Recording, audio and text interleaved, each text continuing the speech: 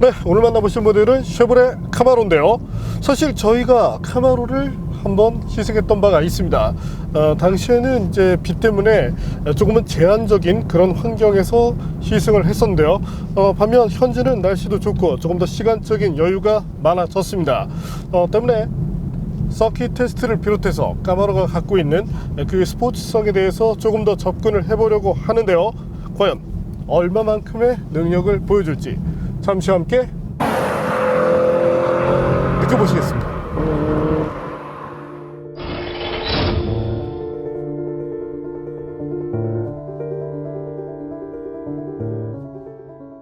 대배기량 엔진을 바탕으로 강력한 성능을 발휘하는 카마로 SS는 가격 대비 성능을 앞세워 시장에서 꾸준히 판매되고 있습니다. 보시는 것처럼 억대의 차량과 비교를 해서 반값에 가까운 가격 덕분에 의미 있는 판매량을 이어가고 있습니다. 디자인은 여전히 강인합니다. 영화를 통해 존재감을 알린 만큼 마치 로봇으로 변신할 것만 같은 이미지를 갖습니다. 미국에서 풀옵션에 해당하는 모델이 국내에 판매되고 있기 때문에 다양한 편의 및 안전장비도 갖추고 있습니다. 보스 오디오 시스템, 헤드업 디스플레이, 듀얼존 공조장치, 열선 및 통풍 시트, 열선 스티어링 휠, 무선 충전 시스템, 각종 액티브 세이프티 기능을 갖췄습니다. 8단 자동 변속기, 마그네틱 라이드 컨트롤 서스펜션 등의 구성도 같습니다. 타이어는 구디어의 이글 F1 에이시메트릭 3가 장착됐습니다. 6세대 카마로를 통해 시장에 데뷔를 한 타이어로 카마로 SS 개발 당시부터 공동으로 개발이 됐습니다. 역시 가격적인 부분을 빼놓을 수 없겠죠. 2016년 출시된 이후 현재까지 가격 인상이 이루어지지 않았습니다. 카마로 SS의 가격은 여전히 5,098만원입니다. 가격 대비 성능을 앞세운 카마로 SS가 여전히 시장에서 통하는 모델일지, 그리고 서킷에서는 얼마나 잘 달릴지 바로 확인해 보겠습니다.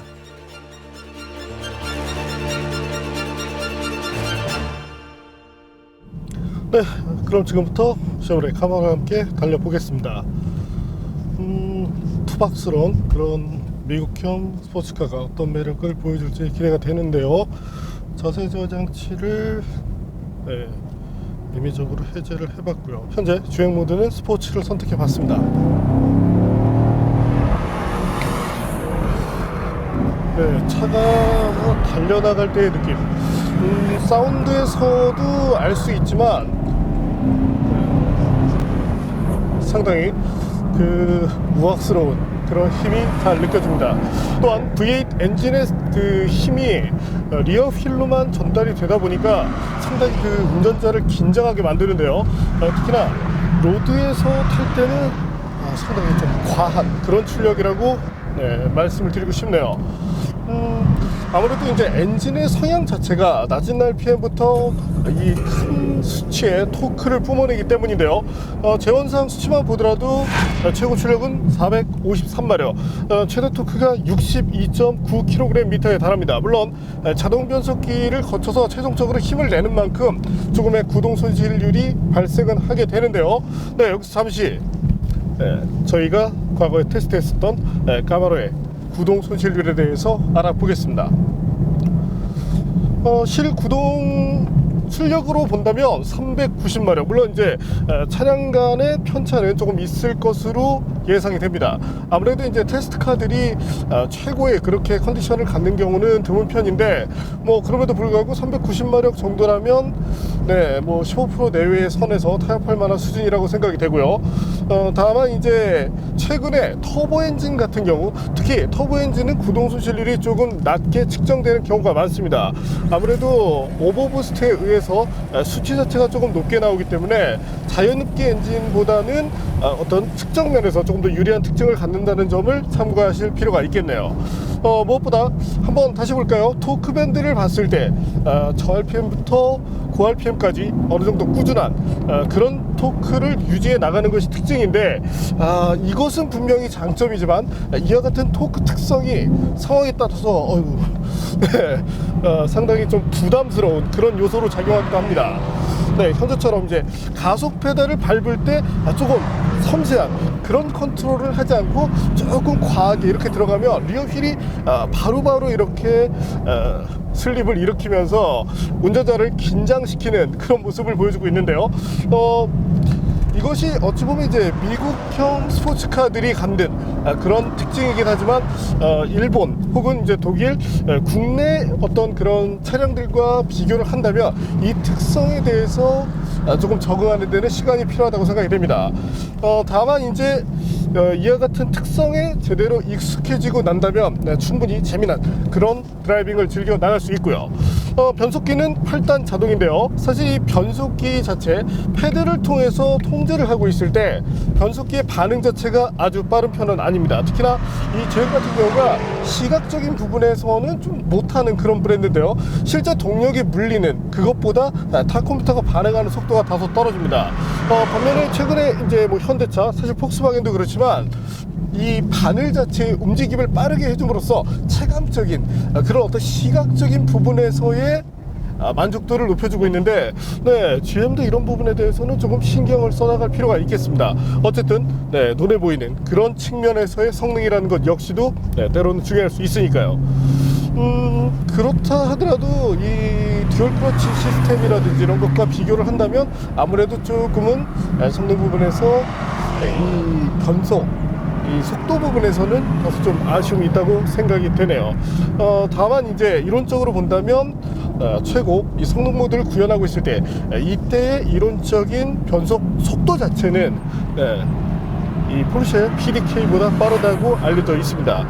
그러니까 이제 이 패드를 통해서 입력한 값이 구현되기까지의 속도가 빠른 것이 아니라 실제 각 단이 상승할 때 이때 조금 더 빠른 성능이 구현된다고 봐주시면 됩니다. 그리고 이제 아이들 상태에 있을 때 이 OHV 엔진이 약간의 특성을 보여주게 되는데요. 뭐 조금은 두둑 거리면서 비정상적인 진동을 느끼게 해줄 때가 있죠. 때문에 이제 일반적인 소비자분들께서 접근을 한다면 이 차 왜 이래? 엔진? 노킹이라도 있나? 근데 소위 뭐 찐빠하는 거 아니야? 이렇게 얘기하시는 분들도 계신데요. 하지만 매니아분들이라면 아마도 이 내용을 잘 알고 계시리라 생각이 됩니다. 이는 엔진의 특성 때문인데요. 여기서 김선웅 기자에게 현재 까마로의 파워트레인에 대해서 한번 얘기를 들어보시죠.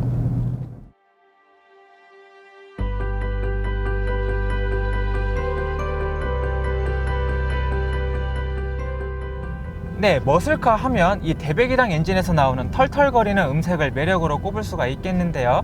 하지만 누군가는 구닥다리 엔진이다, 아니면 기술 발전도 없는 그저 옛날의 엔진에 불과하다, 이렇게 말할 수가 있습니다. 반은 맞고 반은 틀리다고 할 수가 있겠는데요. 그럼 GM이 만든 LT1 OHV 엔진에 대해서 한번 살펴보도록 하겠습니다. 먼저 OHV 엔진과 OHC 엔진의 차이를 정말 간단하게 알려드리도록 하겠습니다. 실린더 헤드에서 직접 헤드를 작동시키는 것이 OHC 엔진이고, 크랭크 측 부분에서 푸시로드 밸브를 원격으로 작동시키는 것이 OHV 엔진입니다. OHV 엔진의 가장 큰 장점은 캠샤프트가 크랭크 측 근처에 위치하기 때문에 실린더 헤드가 매우 컴팩트해집니다. 실제로 이 엔진은 8기통에 배기량이 6.2L나 되지만 크기적인 부분에 봐서는 6기통의 3L 전후의 엔진과 그 부피가 비슷할 정도입니다. 여기에 캠 샤프트 윤활을 크랭크 축과 공유하기 때문에 추가적으로 무게를 덜어낼 수도 있습니다. 또 토크 손실도 적기 때문에 엔진의 저회전 영역에서 토크감도 상당히 우수하다는 장점이 있습니다. 물론 단점도 있습니다. 푸시로드를 사용해서 밸브를 원격으로 조작시키기 때문에 관성 저항이라는 것이 생기고 이것이 엔진의 툴툴거리는 음색을 만들어내게 됩니다. 일정치 못하게 돌아가기 때문입니다. 그만큼 고회전 영역을 사용하기에도 불리하다는 단점도 있고요. LT1 엔진은 여기에 직분사 시스템을 접목시켰습니다. 흡기와 배기 밸브 사이에 직분사 인젝터와 점화 플러그를 배치시키기 위해서 슈퍼컴퓨터 시뮬레이션만 600만 시간 이상을 썼다고 합니다. 여기에 실린더 내부에 오일을 스프레이 방식으로 분사시켜서 마찰을 감소시키는 기능도 탑재가 됐습니다. 여기에 가변 실린더 기능까지 추가가 됐는데요. 1번, 4번, 6번, 7번 실린더를 비활성화 시켜서 8기통과 4기통을 자유자재로 오갈 수가 있습니다. 그만큼 연비도 좋아지겠죠.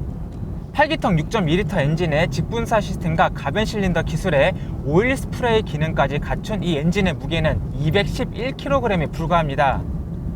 참고로 현대 기아차의 6기통 3.3L 터보 엔진이 218kg이 되니까 얼마나 가벼운지 알 수가 있겠죠.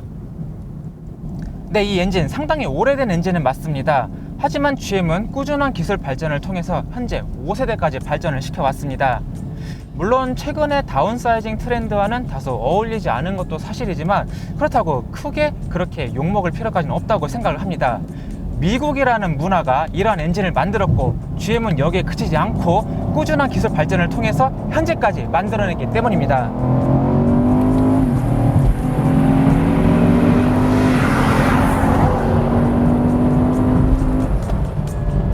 엔진 좋네요.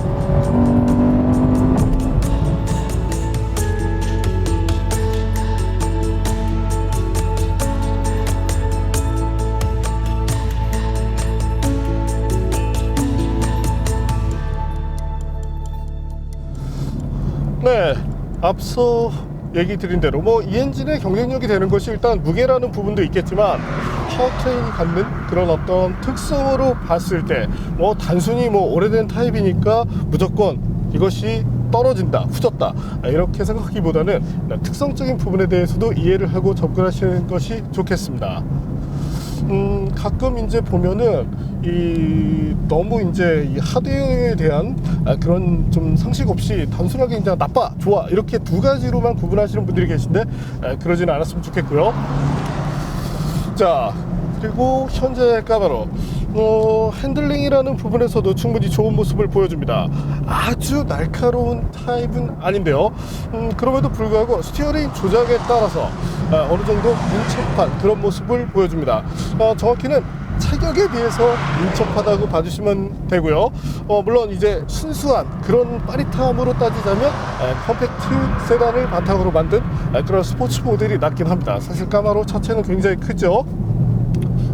네, 여기서 잠시 발진 가속 성능도 한번 알아볼까요?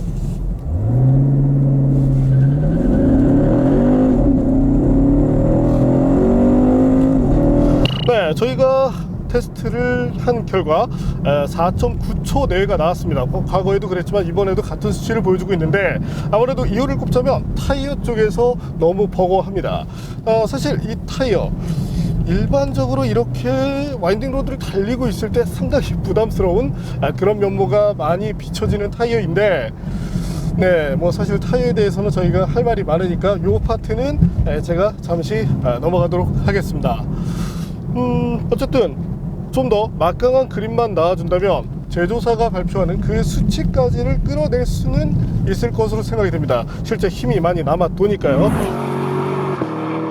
다만 이제 그와 같은 수치를 구현하기 위해선 정말 무수히 많은 한 수십 번의 테스트를 해야 되기 때문에 저희가 이제 그렇게까지는 하지 못했고 보편적인 환경 안에서 뽑아냈을 때 평균적으로 4.9초 정도를 보여준다고 봐주시면 되겠습니다.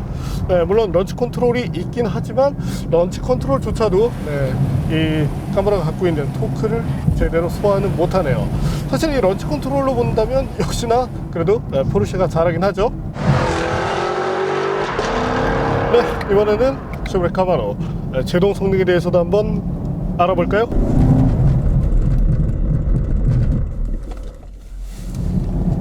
네, 현재 보시는 것처럼 34m대 정도라면 충분히 좋은 성능입니다. 사실 이 수치적인 것보다 중요한 것이 지속성이라는 부분인데 뭐 사실 캐딜락도 브레이크 쪽에서는 상당히 잘하는 모습이지만 카마로 역시 뭐 스포츠카답게 지속성 부분에서 충분히 좋은 능력을 보여주고 있습니다. 가끔 보면 이제 저희가 제시하는 최단거리 수치 하나만 놓고 전체적인 그 브레이크에 대해서 생각하시는 분들이 계신데 수치 자체에 의미를 둘 필요는 없습니다. 가장 중요한 것은 지속성인데요. 성적을 어쩌다 한번 잘 내놓고 실제 나머지 부분에서 다 내지 못한다면 평균적인 점수 자체가 낮아지게 되겠죠. 때문에 이런 부분에 대해서 얘기를 드릴 때 조금 더 감안을 해주시는 소비자분들이 많아지면 좋겠습니다. 가끔 보면 너무 이 수치 하나에만 연연해서 얘는 왜 수치가 이거보다 더 적게 나왔는데 브레이크 시스템에 대해서 나쁘게 표현을 하느냐. 네, 지속성 때문에 그렇습니다. 특히나 스포츠 주행을 해보시는 분들의 경우는 그 지속성의 중요성 잘 아실 것 같은데요.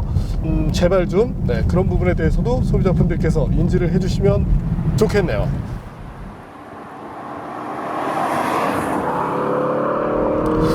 네, 쉐보레 카마로 저희가 앞서 얘기 드린 대로 본격적인 그런 성능을 한번 확인해 드리겠다고 말씀을 드렸었죠. 네, 그래서 카마로를 서킷으로 한번 보내볼까 합니다. 이제부터는 전인도 기자에게 잠시 스티어링 휠을 넘길 텐데요.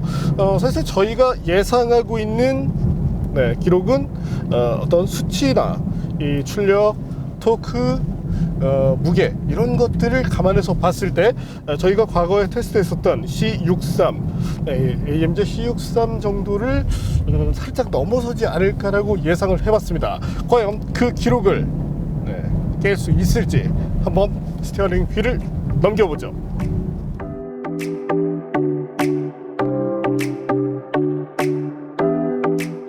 저희가 서킷 테스트를 이 인제 스피디움에서 진행하면서 여러 가지 색깔의 까마로들을 많이 만나봤습니다. 그걸 보면서 나도 언젠가는 까마로를 시승해 보겠지 라고 생각했는데 바로 오늘이 그날입니다.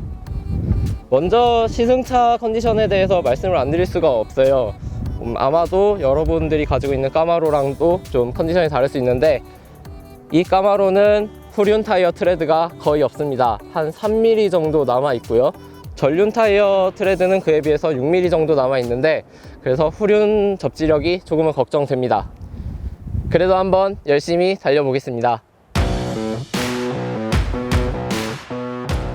사실 일반 도로 시승을 먼저 하고 왔는데 좀 부담스러웠습니다. 후륜 구동 좋아하긴 하지만 너무 고출력이라서 확실히 조금은 이거 서킷에서는 어떠려나 걱정이 많았는데 상당히 잘 어울려줍니다. 이 엔진은 정말 토크 하나만 믿고 가는 엔진이라고 말할 수 있습니다. 그 전 회전 영역에 걸쳐서 토크가 두껍게 그리고 고르게 분포가 되어 있기 때문에 가속 페달을 밟았을 때 즉시 추진력을 얻을 수 있다는 장점이 이 인제 스피디움에서도 유리하게 적용하는 것 같고요.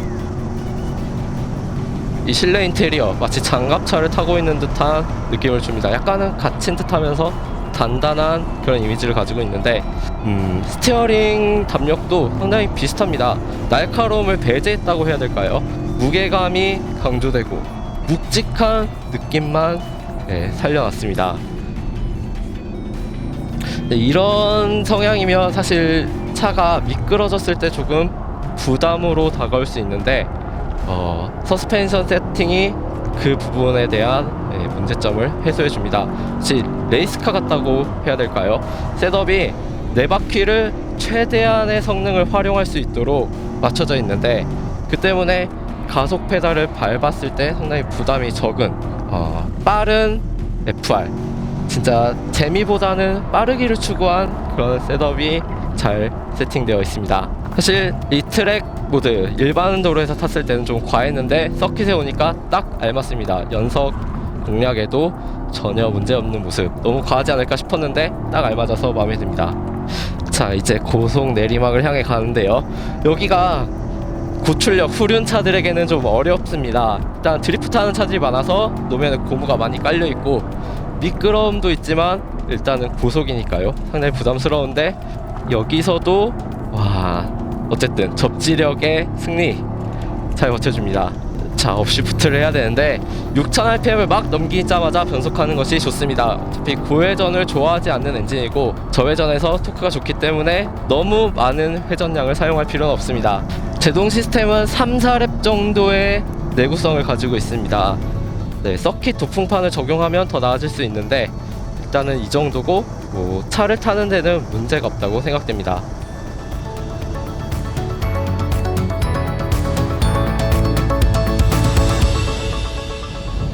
저희가 사용하고 있는 계측 장비가 사실은 굉장히 여러 개입니다.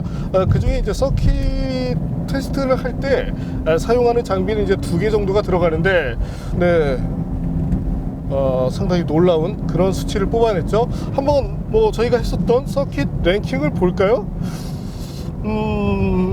아무래도 포르쉐가 한 번쯤 납치어 줄 필요가 있겠네요. 현재 이 모델들이 GM 모델들이 너무 이 상위권을 차지하다 보니까 이렇게 되면 또 쉐슬라 미니 또 쉐보레 빠니 또 이런 얘기를 하실 분들이 계실 텐데, 저희가 좀 더 이제 고가의 그런 고성능 스포츠카를 통해서 기록들을 한번 갱신해 나가 보겠습니다. 하지만 중요한 것은 이제 이 차의 가격이 사실은 이제 5천만 원 정도죠. 일본과 비교를 하더라도 상당히 싼 편입니다. 이제 일본에서의 가격이 대략적으로 이제 600만 엔을 넘어서고 있고, 미국에서도 가격이 좀 비싼 편인데 어쩐 일인지 GM이 까마로만큼은 한국 시장에 싸게 줬네요.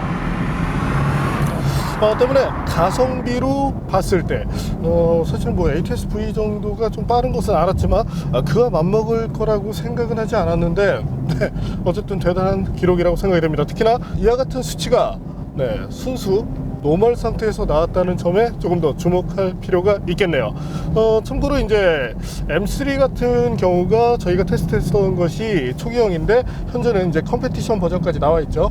컴페티션 버전이라면 여유롭게 이런 기록을 갈아치울 수 있을 것으로 예상이 됩니다.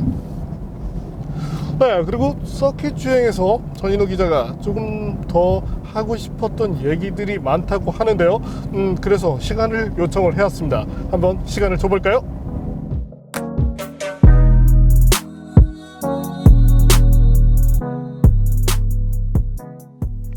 자, 카마로 서킷 주행 다녀왔습니다.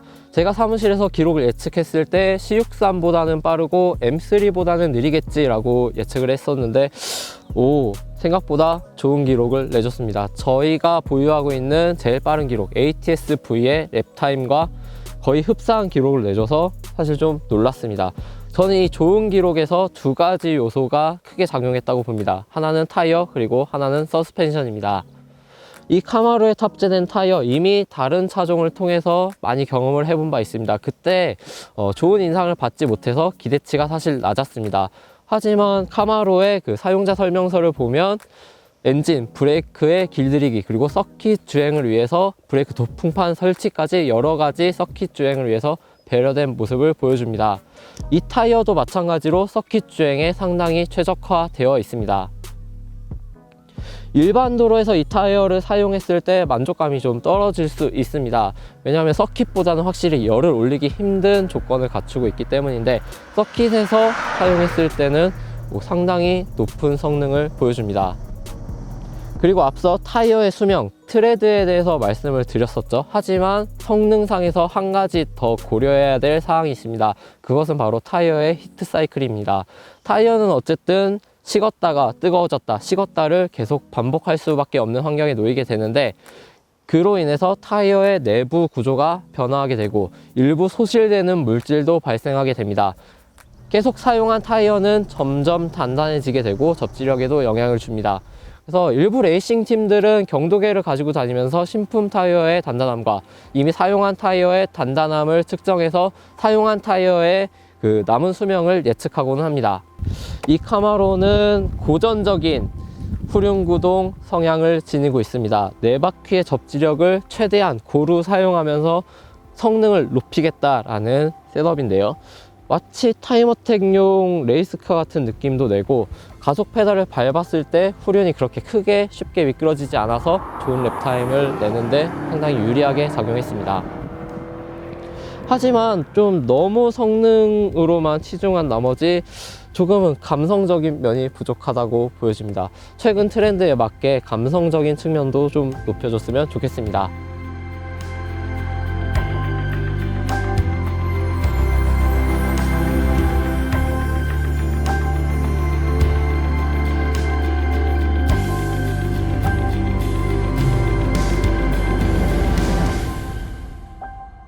네, 서킷 주행을 할 때 아무래도 이제 여러 가지 것들이 필요한데 처음에 이제 그 서킷에 들어가기 전에는 조금 회의적인 그런 모습을 비쳤었는데 주행을 하고 나서 사실은 이제 본인도 많이 놀랬다고 하네요. 저희가 예상했던 그 수치보다도 조금 더 큰 그런 성능을 냈기 때문인데요. 심지어는 이제 처음 들어가서 워밍업을 하고 있는 단계, 타이어를 이제 웜업 시키는 단계에서 뽑아진 기록이 대략적으로 이제 56초대였습니다. 1분 56초대니까 그래도 어지간한 차들보다는 빠른 타임인데 체감보다 순수 이 달리는 부분에 있어서 좋은 능력을 보여주는 것이 특징이라고 할 수 있겠네요. 다만 이제 제가 로드에서 탈 때는 그래도 상당히 버거운 그런 모델이라고 생각이 됩니다. 뭐 이거 한 몇 개월 정도 이렇게 계속 타고 다녀야 적응할 것 같은데 어쨌든 프로 출신의 전인호 기자 뭐 확실히 차는 잘 탑니다. 네, 참고로 까마로의 주행 특성, 기본적인 차체 움직임은 언더스티어를 기초로 하게 되는데요. 다만 이제 가속 페달을 통해서 리어휠을 적극적으로 움직일 수 있기 때문에 앞서도 말씀드린 것처럼 조금 더 섬세한 그를 통해서 토크를 제어하실 것을 추천드리고 싶네요. 또 하나 조금 그 다른 점들, 이제 그 터보차저 모델의 경우는 서킷에서 약간의 편차를 보여주게 됩니다. 온도에 따른 편차가 생기게 되는데 현재 같은 자유롭기 모델의 경우는 그 편차가 상당히 최소화됩니다. 때문에 조금 더 날씨에 신경 안 쓰고 달릴 수 있다는 점이 좋고요. 또한 이제 냉각 파트 부분으로 보더라도 상당히 다양한 그런 것들을 신경을 썼기 때문에 사실은 로드보다는 조금 더 적극적인 그런 주행을 해나가고자 하시는 분들에게 만족도를 높일 수 있을 것으로 예상이 되네요. 네, 또한 달리기를 진행하고 있을 때 상당히 유용한 것이 헤드업 디스플레이인데요. 단순하게 속도만 보여주는 것이 아니라 타코미터까지 보여줍니다. 특히 서킷 주행처럼 이제 어느 정도 높은 영역을 쓰고 있을 때 이 부분은 상당히 중요하죠. 또한 이 GM 차들은 시프트 업을 운전자가 하지 않으면 바로 레드존에 들어가서 연료 차단이 걸리는 공통적인 특징을 갖고 있습니다. 물론 이건 장점이겠죠. 하지만 타이밍을 놓쳤을 때는 이것 자체가 어떤 손실로 이어지기 때문에 타코미터를 보여준다는 점 상당히 좋은데요. 단 이제 메르세데스 벤츠를 보면 실제 필요한 영역 4000rpm 이상에서의 영역을 조금 더 크게 표시를 해줍니다. 반면 GM은 어떤 1부터 그리고 이 7000rpm까지 이것들을 모두 보여주고 있는데 어떤 이 스케일의 조정을 통해서 정말 필요한 레인지를 조금 더 잘 볼 수 있도록 세심한 배려를 해주면 좋겠네요. 그리고 저희가 이 까마로 이후에 다음으로 이제 예정되어 있는 것이 포드 머스탱인데요. 페이스리프트를 통해서 잘 나왔습니다. 다만 그럼에도 불구하고 가격 차이가 상당히 좀 큰 편인데 포드 쪽에서도 어떤 그 가격이라는 부분, 어차피 수입차라는 특성 자체는 동일하기 때문에 가격적인 부분에서 조금 더 잘해주면 좋겠고요. 어쨌든 머스탱도 상당히 기대가 되죠. 쉐보레 카마로 분명 미국 머슬카가 갖는 그런 매력을 갖고 있습니다.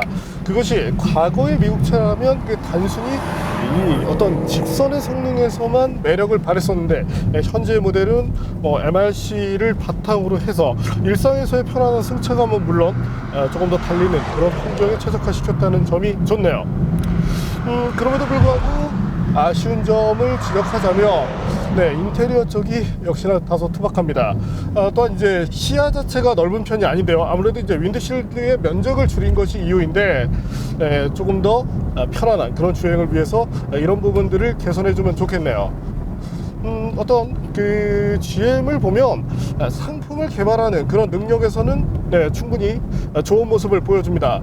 하지만 이제 그런 것들을 표현해내는 부분, 모든 소비자들이 어떤 본질적인 기본기나 성능만을 추구하는 것은 아닌데 그런 눈에 띄는 그런 부분에 대해서도 조금 잘해 나갈 필요가 있겠네요. 특히나 이제 메리바라 GM 사장 같은 경우 이제 어떤 그 수익성이라든지 이런 것들을 상당히 중요시하는데, 네, 제가 볼 때는 디자이너만 몇 명 바꿔도 네, 차량의 판매량 분명히 몇만, 많게는 수십만 대 올라갈 수 있습니다. 네, 인테리어, 익스테리어를 하시는 디자이너 분들 조금 반성을 하실 필요가 있겠네요. 네, 어쨌든 뭐 디자인은 제 개인적으로 관심사는 아니지만 성능만큼은 상당히 좋고, 네, 뭔가 가격 등을 생각했을 때 또한 잔존가치 유지라는 부분으로 보더라도 거의 뭐 쉐보레 모델 중에서 거의 탑인데 이런 점만큼은 분명한 경쟁력이 되고 있습니다.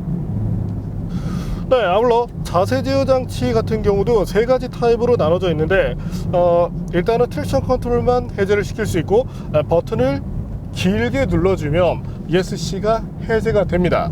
근데 그 중간 단계가 하나 더 있는데요.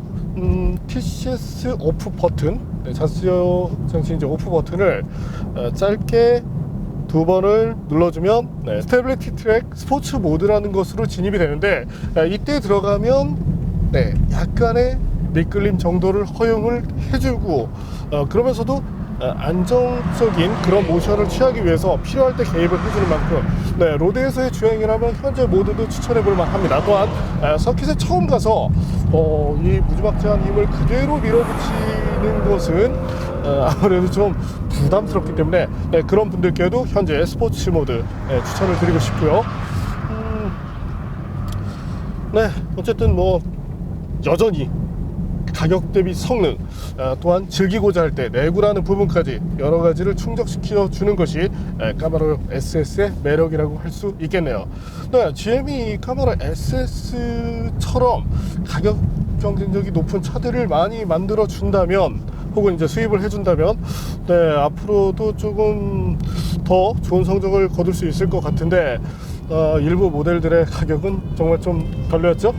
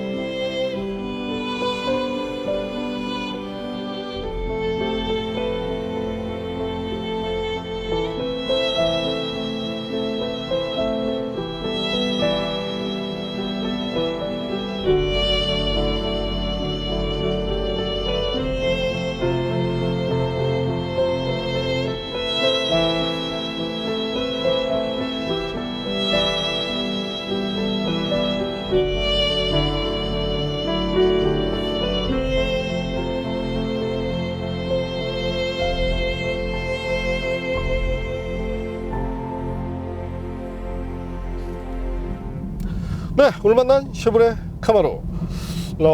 사실 서킷에서의 성능은 저희도 놀랐습니다. 저희도 이제 서킷을 가기 전에 어떤 이제 시장에서의 분들이 어느 정도 이렇게 타고 있는지 한번 가늠을 하고 그를 통해서 예상을 해보기도 하는데, 네, 오늘 나온 이 수치는 정말 이제 대단하네요. 평균적으로 봤을 때 52초대를 꾸준하게 유지해 나가기 때문에 일반적인 소비자분들께서 소유하신 그 카마로라면 뭐 컨디션이 조금 더 좋을 것으로 예상되는 만큼 네, 보다 빠른 그런 기록도 수립하실 수 있을 것으로 예상해 봅니다. 네, 어쨌든 뭐 역시 뭐 가성비 하나만큼은 여전히 최고네요. 네, 오늘은 정말 일상 주행에서 네, 이때는 뭐 편안하다고 볼 수 있지만 네, 조금 빠르게 그렇게 로드에서 탈 때는 조금 간담을 서늘하게 만드는, 하지만 서킷과 같은 환경을 만났을 때는 정말 물 만난 고기처럼 달려주는 쉐보레 카마로를 만나봤습니다.